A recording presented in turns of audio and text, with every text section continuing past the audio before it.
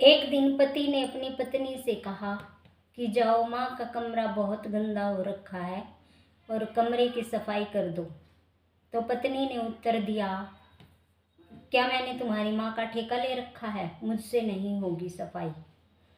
बेटा चुपचाप वहाँ से चला गया और जाकर खुद ही अपनी माँ के कमरे को और घर को साफ किया, झाड़ू लगाई, पोछा लगाया, सारी जगह धूल चढ़ी हुई थी वो साफ की।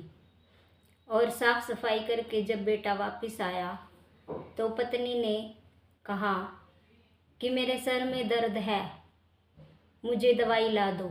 तो पति ने कहा कि मैं थोड़ी देर में लेकर आता हूँ। तो पत्नी ने फट से कहा कि औरों के लिए तो तेरे पास बड़ा टाइम है, मेरे लिए क्यों नहीं है?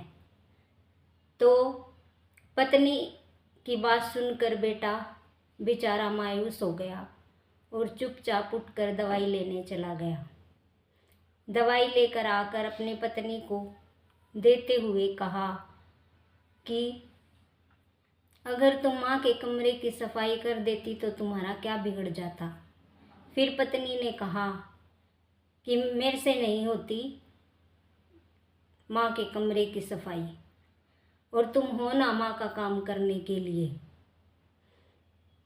तो इस बात से ये सीख मिलती है कि आजकल की पत्नियां इस तरह हैं जो खुद तो करती नहीं, अगर बेटे अपने माँ बाप को संभालते हैं तो उन्हें भी नहीं संभालने देती।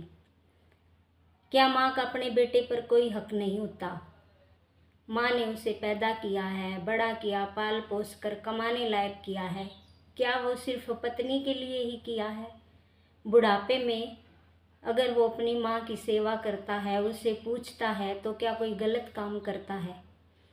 पत्नी को ये बात कहने से पहले सोचना चाहिए कि पीछे उसके भी माँ बाप हैं, वो भी बूढ़े हैं। अगर कोई आने वाली बहू उनके माँ बाप के बारे में ऐसा कहेगी तो उसे कैसा लगेगा? तो ये है ज़माने की सच्चाई। बात अच्छी लगे तो लाइक